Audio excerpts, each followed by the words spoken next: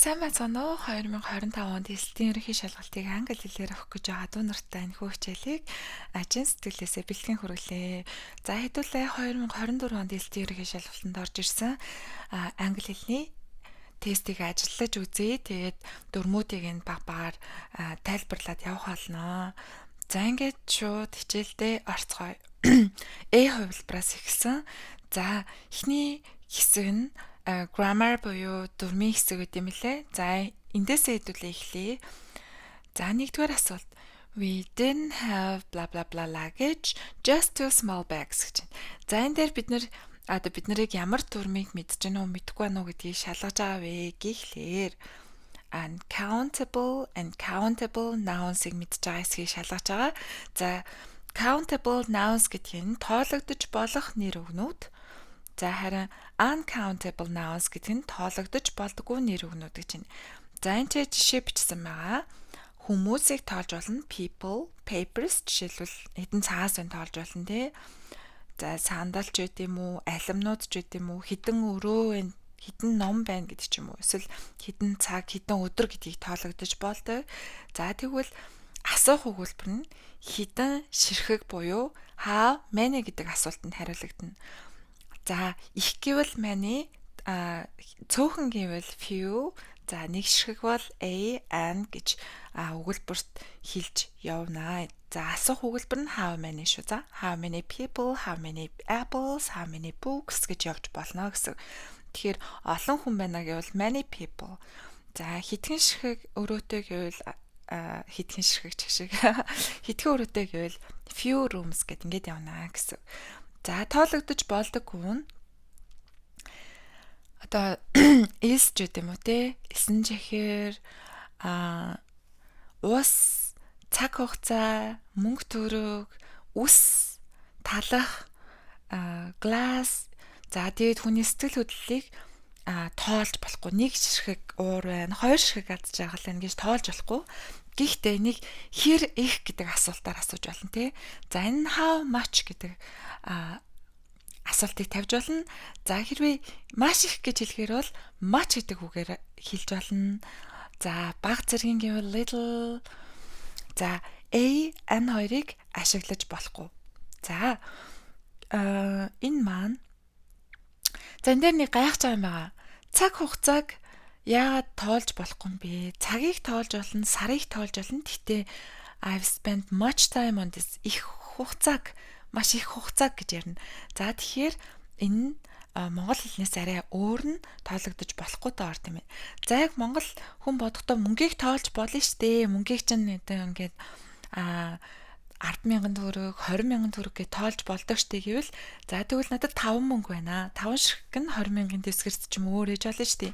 Тэгэхээр их мөнгө гэж хэлхийг I have many money биш, I have much money гэдэг ч юм уу. I need much money. I have little money гэдэг ч юм уу ингэж ярьдаг байх нэ.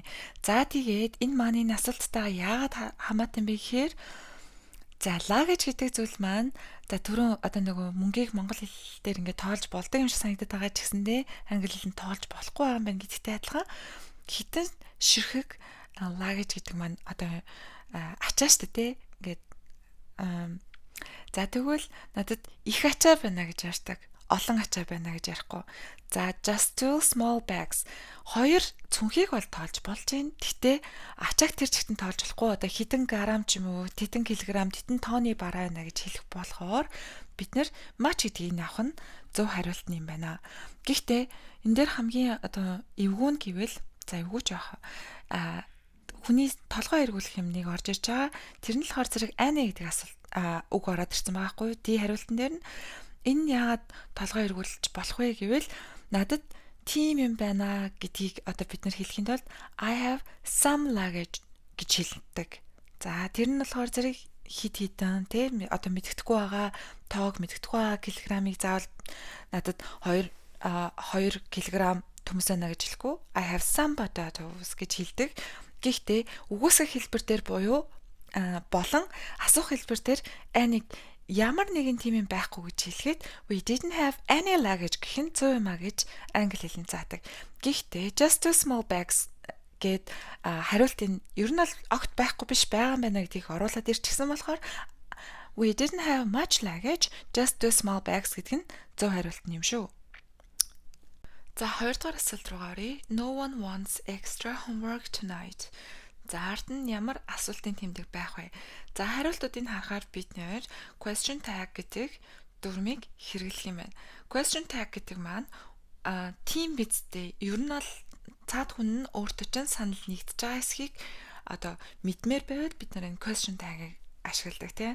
За энэ өгүүлбэр нь statement буюу чиний бодол тааслал тавиад question tag хэсэг байна. За чиний бодол чинь тэр өгүүлбэр нь statement чинь positive буюу хөөрнөх өгүүлбэр байх юм бол negative tag хэрэглэнэ. За тийм биш гэд үгүйсгэх хэлбэртэй байх юм бол positive tag хэрэглэнэ. За жишээлбэл she wants a dog энэ миний бодол те. Doesn't she? Үгүй гэж үү? Тэр тэгдэггүй гэж үү гэж энэ те. За wants гэдэг нь positive байгаад тэгэхээр тэр тэгдэггүй гэж үү? Doesn't she гэж хэрэгжилж байна. За хоёр дахь өгүүлбэр нь she doesn't want a dog. Does she? Тэ? За she doesn't want гэдэг negative statementтэй байх юм бол positive tagтай буюу does she. За ингэж зурж явдаг гэсэн. Тэгэхээр за хариулт маань no one wants extra homework tonight. За бид нар оюутнуудын тухай буюу олон хүний тухай ярьж байна те. За no one гэдэг маань энэ statement нь өөрөө negative байна. Тэгэхээр do they гэдэг нь зөв. 3 дахь асуулт you blah blah blah enter without permission гэж байна. За чи зөвшөөрлгүйгээр нэвтэрч болохгүй гэж байна. За can't гэдэг үг маань зөв хариулт нь байгаа. За can't гэдэг маань болохгүй, чадахгүй, боломжгүй гэсэн утгыг илэрхийлдэг. За тэгэхээр бус нь бол бүгдээрээ буруу шүү. За you can't enter without permission. You can't go inside. You can't тэгж болохгүй гэхийг you can't smoke here гэдэг ч юм уу те. За ийм байгаа. 4 дугаар асуулт нь Jessica stopped go to the gym after she had got back into shape гэж. За into shape get back into shape гэдэг нь одоо хуучин галбиртаа буцаж орох, хүссэн галбиртаа орох гэсэн үг тийм. За хүссэн галбиртаа орсны дараа Jessica gym руу явхаа болсон гэдэг өгүүлбэр бүтээх юм байна. Тэгэхдээ энэ дээр яг өгүүлбэрийн бүтцийн хувьд Jessica stopped to go to the gym гэж болно. Jessica stopped going to the gym аль нь болж байгаа байхгүй юу? За тэгвэл gerund or infinitive гэдэг хичээлийг харвал хоёр өгүүлбэр маань хоёулаа өгүүлбэрийн бүтцээ зөвгсөн шүү дээ. За тэгвэл юм аа. He stopped drinking coffee гэдэг нь he no longer drinks coffee буюу кофе ууха болчихсон гэсэн.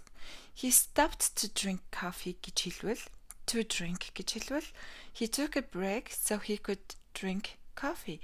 За тэр хэсэг болоод буцаад үргэлжлүүлээд хийсэн гэсэн үг байгаа.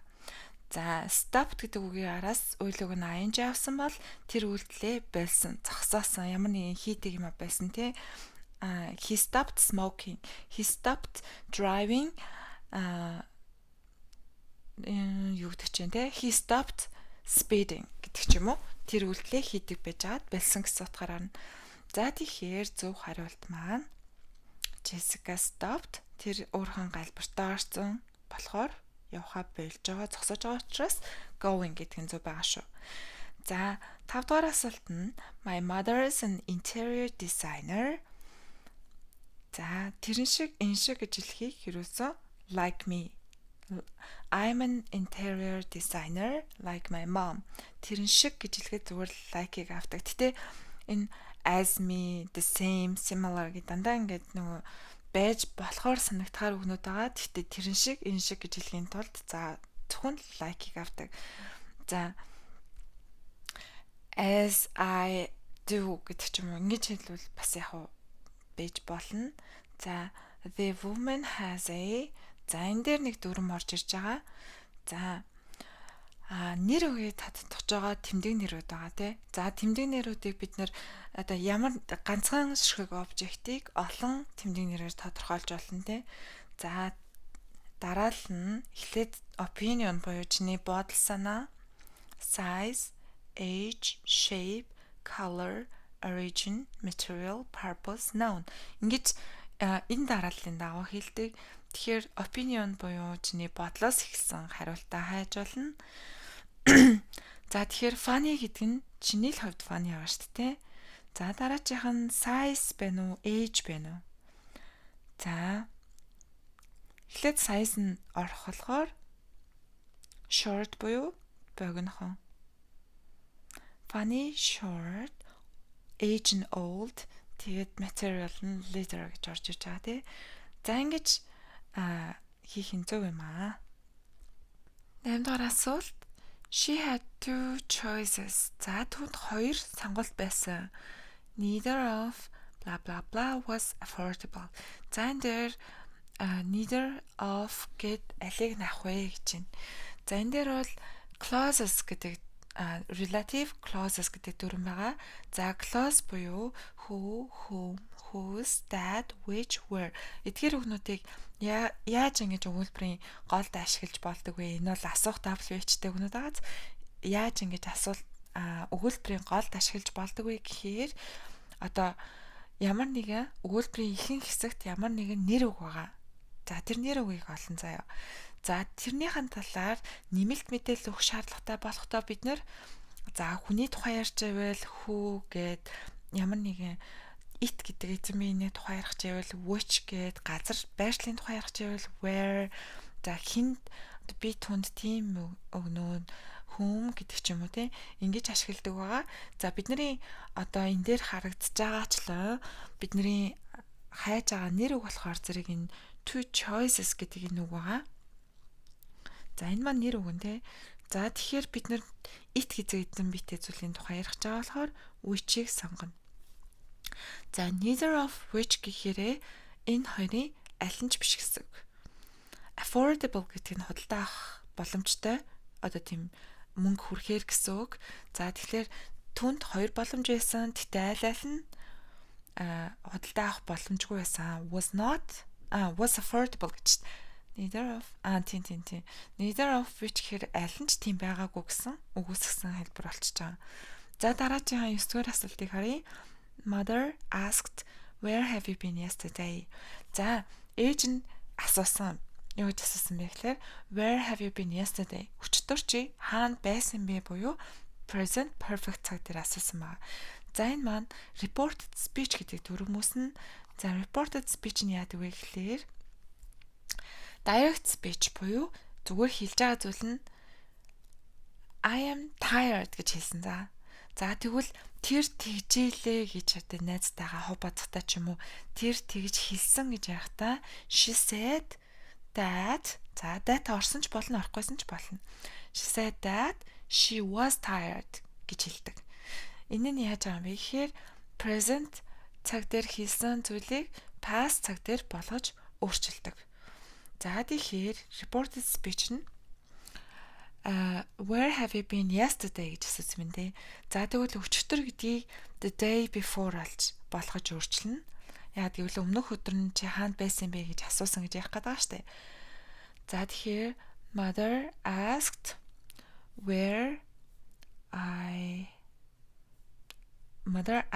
me where I had been the previous day.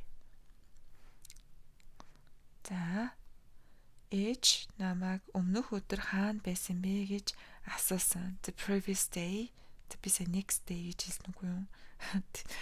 The next day гэдэг нь маргааш шиг хэлдэг. Өчигдөр гэдгийг previous day гэж хэл. За 10 дахь асуулт руу оръё.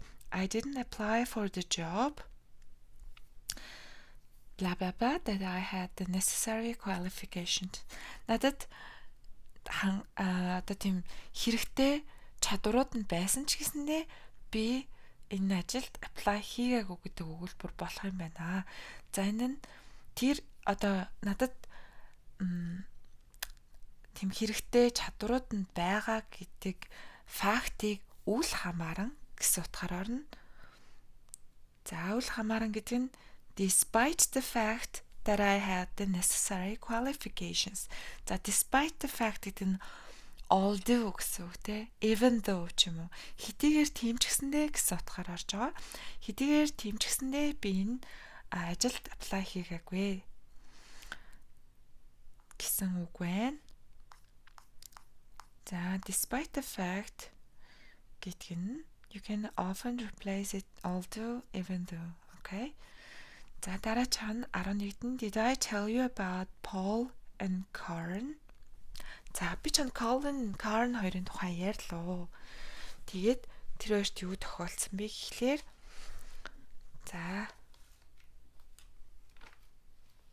өгүүлбэрээ хараад үзэхээр тэдний одоо цүнхийг нь хулгаалцсан юм тий. За тэгэхээр энэ маань causative form буюу have something done гэдэг дүрм орж иж байна. Have something done гэдэг нь I have my car washed хэмээл би өөрөө явсан. Гэтэ өөр хин нэгнээр чаддаг хүнээр нь гэсэн үг те. Машина угаалгасан гэсэн үг. За тэгэхээр they had their bags stolen гэдэг нь bags were stolen from them. Тэдний цүнхийг нь хин нэг нь хулгайлчихсан гэсэн үг. За тэгэхээр зөв хариулт нь they had their bags stolen гэж ярьдаг. By the time we got to the meeting, they энийг ярих юм байна. By the time we had got the meeting, they had already made big decisions without us. За. Яагаад гэхлээр энэ маань past perfect гэдэг дүрэн байна. За энэ subject had үйл үг нь past participle object гэдэг. An action was finished when the other action started. За тийх үед аль хэдийн тэгчихсэн байсан. Тэдэн цагт аль хэдийн тийм юм болчихсон байсан гэсэн утгаар ордог. When we got to the meeting гэсэн шүү дээ тий. За үний араас за тэгэхээр by the time we got to the meeting they already made big decisions without us. За 13-т нь once there was за энэ бол энэ preposition-уудыг зөв хэсэгт нь оруулж тавих байгаа. За once there was за нэгэн тийм зэрлэг нохой байсан гэж явах чинь тий. За тэгэхээр A article-ыг авах нь зөв. A article-ыг авсан хариулт A, E, C биднэрт 3 хариулт байна тий. За дараагийнх нь харъя. Once there was a wild dog that was very hungry. He ran here and there. Тэр энд тэндгүүгүйгээд through the woods. За одоо ай мод руу ороод and meadow look for something гэдэг нь ямар нэгэн зүйлийг хайх гэсэн үг. Холбоог for a mouse to eat. За тэгэхээр хариулт нь A through for E. За E хариулт нь зөв хариулт нь юм байна. Task 3. So am I? Yes, so do I. Neither did I. I suppose so. Me neither гэдэг эдгээр үгнүүдийг орлуулж бичих юм байна. За би тийм хүн гэж to be-гээр өөрийгөө илэрхийлсэн ч юм уу те тэр хүн бол тийм хүн гэж илэрхийлсэн байх юм бол so am I гэдэг хэсгийг авах нь зөв. За энэ дээр болохоор зэрэг statement за тийм юм энэ чинь ингэсэн юм гэж ингэ хэлж байгаа нэг хэсэг байгаа. Тэгэх юм бол би ч гэсэн тэгдэг би ч гэсэн тэгдэггүй гэж хэлхийн тулд so am I, so do I. За үгүйсгэж байгаа юм бол neither am I, neither do I, neither did I гэж одоо ашигласан цагаас хамаарч ингэж хилдэг байгаа. Үгүйсгсэн байх юм бол neither, me neither, эсвэл neither did I. За би ч гэсэн гэж одоо ингээд санал нэгдэж байгаа юм бол so do I, so am I гэж хэлэх нь байна те. За тэгвэл хэдүүлээ уншаад үзье. You went to Professor Lee's geography lecture yesterday, didn't you? Yeah, but I didn't understand very much. I didn't understand very much. Би нэг сайн ойлгоогүй гэж. За тэгэхээр no гэж me neither гэж хэлж болохгүй те. Үгүй гэл хүн юм асууаагүй хаад. Тэгэхээр neither did I гэдэг нь эхлээд орно. 14. За but don't worry about it. It's only the first one. Гэтэ битээ санаа зовоо. Энд чинь зүгээр л эхэлж байгаа штэ. За энэ бол 15 D. Yeah, I suppose so. Тийм л ах та санал нэгдэж байна те. Anyway, how's your week? First week going. Чиний эхний 7 хоног чи ямар хөө байна да? Oh, it's just been crazy. I haven't stopped since I got here. За би энд ирснээс хойш ерөөсө зогссонгүй гэж байна те. За тэгэхээр bla bla bla. And it's a huge campus. I keep getting lost. Харин тийм ээ гэж хэлэх чинь те. Тэгээд амар том кампус учраас би ч гэсэн ингээд энэ тэнд төөрөд яваад байна. Бүр ингээд явах газар маш ихтэй төөрдөг гэсэн үг шүү дээ. Тэгэхээр би ч гэсэн зогсоогүй, би ч гэсэн адилхан байдалд байна гэж хэлхийн тулд 16-гийн A. Окей? За, task 4 17 18. За, read the sentences and choose the best options that transformed correctly using the keywords in bold.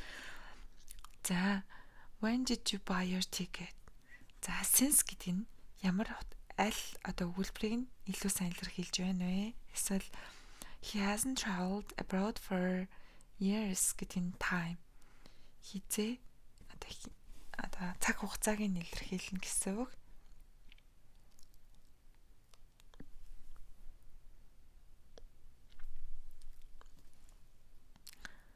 За, how long has it been since you bought your ticket? Чи билет авснаас хойш хэр удаж байгаа вэ? Since гэдгийг нь илэрхийлж байна.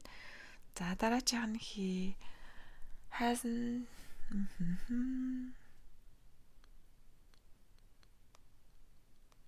The last time he traveled abroad was years ago. За энэ хамгийн сүүлд аялсан хугацааг нь тодорхойлж шүү. За ингээд ерөнхийдөө ингээд 4-ийн хэсэг нь дуусч байгаа